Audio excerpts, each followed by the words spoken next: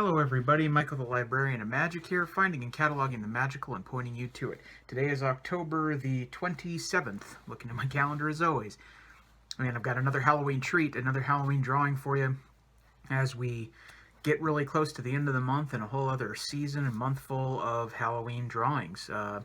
So thanks as always for following these. The same disclaimers as always apply, which are detailed in all of these videos pretty much, or where to find them. So with that out of the way, today's drawing.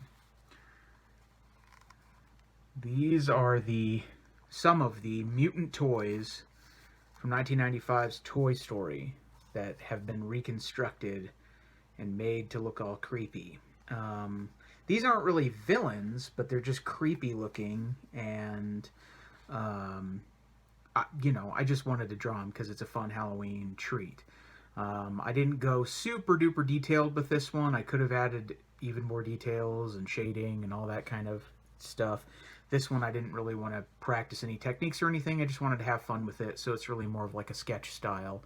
And I just drew a few of the characters. There's actually a lot more than this. The ones I drew were Legs, Babyface, and Ducky. The baby head was always particularly memorable for me with that movie. It sort of sticks with you when you watch that movie. It's just sort of a creepy thing. This is like a Rector set spider with a weird doll head on top of it, and the doll head is missing an eye, and it's got this other blue eye that just sort of stares at you.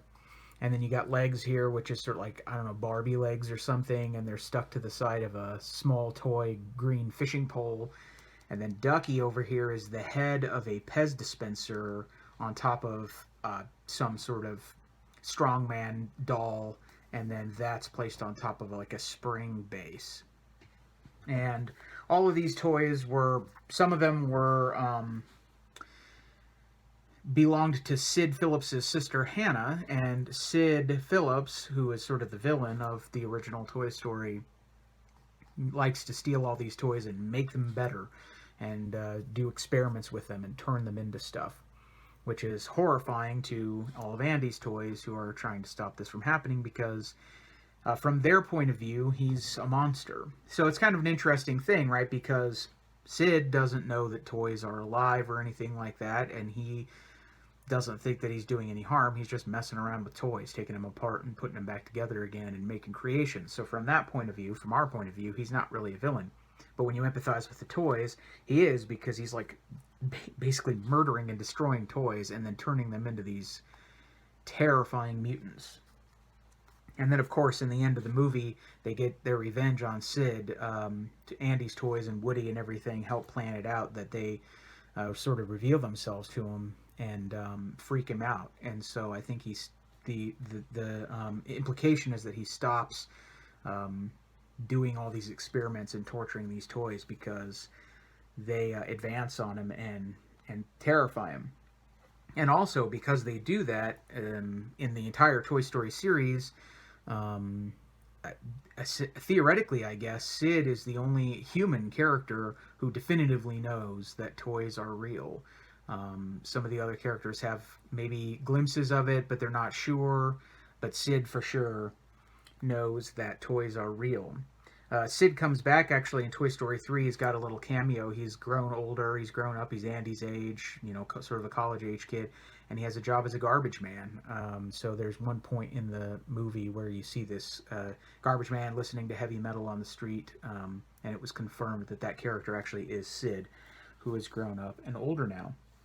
There are a bunch of other mutant toys that I didn't draw that are also in that scene, or those scenes. And they're Roller Bob, Hand in the Box, Jingle Joe, who's sort of like got one of those roller thingies with like a G.I. Joe head on top of it, Pump Boy, the Frog, Rockmobile, Janie, who is a repurposed doll, and the Pterodactyl. There's one scene where Sid switches the pterodactyl and the doll head with each other, and it's pretty freaky looking. So there's all these different ones. One of the other ones I liked that I didn't draw, that I like a lot that I didn't draw, is Hand in the Box, which is basically just a Jack in the Box with a severed hand that springs out of it. I like that one too. But I picked these three because I found a still from the movie that had these three standing next to each other, and I knew for sure that I wanted to draw Babyface, because that is the most memorable one to me. This freaky doll head on top of this Rector set spider legs. These two are cool as well, and it was fun to draw them, but I wanted to be able to have an image with that one, and so I picked this particular image, which, like I said, is a still from the film. I didn't go accurate with it. I just kind of sketched it out and decided to have some fun with it. Sid in the movie, actually, since we're talking about Sid and his mutant toys, Sid was voiced by Eric Von Detten back in 1995.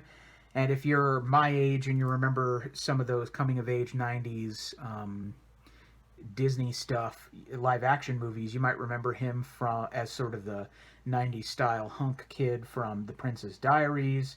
He was also in the rollerblade movie Brink. He was the star of that movie, and he was in So Weird.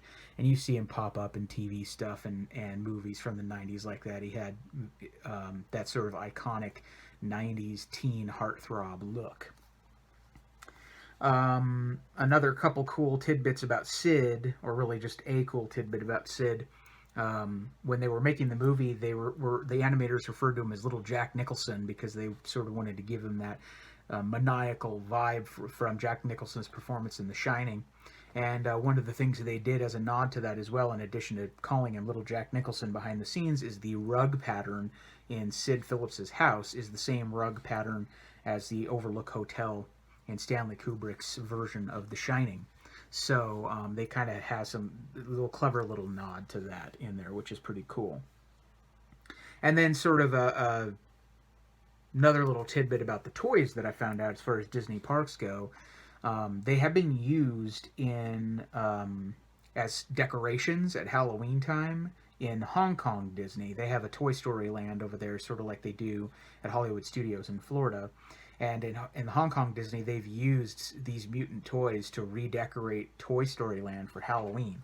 And I think that's creepy and awesome. That would be really cool if they did that in Florida at Hollywood Studios, or even at Pixar Pier in California Adventure in California. So maybe that's something they'll do in the future, or maybe it's, I don't know if that's something that American audiences would not be interested in. I personally think that would be really cool if they used some of these even just as decorations or animatronics or stuff like that during the Halloween parties or Oogie Boogie's Bash or something like that. It would be cool to be able to see these guys pop up even a little bit as decorations or something. So it's cool that they've done that in the past in Hong Kong. I guess whenever it's safe to travel and safe to go to theme parks again and stuff like that. If they never decide to do that in the U.S. anywhere, I guess I'm just going to have to go to Hong Kong someday and see if they ever use these decorations again. But they have done in the past, and that's pretty cool and creepy. So it was really fun to draw these. It was just an enjoyable thing just to kind of do a sketch version of it, and I hope that you enjoyed this drawing. You a big Toy Story fan like I am, Disney-Pixar's first ever movie and the first ever fully computer animated movie in history. I'm a big fan of the Toy Story series, and these guys were part of the reason why that sort of stuck with me and was indelible in the original movie. And then to me, some of them just got better. I'm a big fan of Toy Story 2. I think that's the best of the series. But yeah, it's just great. So if you have any comments or things to add about the various mutant toys, or maybe you've seen merchandise or stuff around in the parks or stuff, let me know if there's any cool things out there about them. If there's any merch I don't know about, that'd be cool. If there's shirts or pins or anything, because I don't know how often these characters get used in terms of that sort of stuff. So let me know down below. Thanks as always for liking, commenting, and subscribing on these videos. I really do hope you enjoyed this and just learned a little bit and had some fun with this one. This one was kind of just an off-the-wall one that I wanted to try, so I hope that you enjoy it. Please join me tomorrow, and for the remaining, I guess there's only 4 days in the month left before we get to Halloween, so please join me for those. I'll have another Halloween treat every single day for the rest of this month. And so until tomorrow, I hope you're having a great day, and I'll see you when I make the next one. Bye-bye.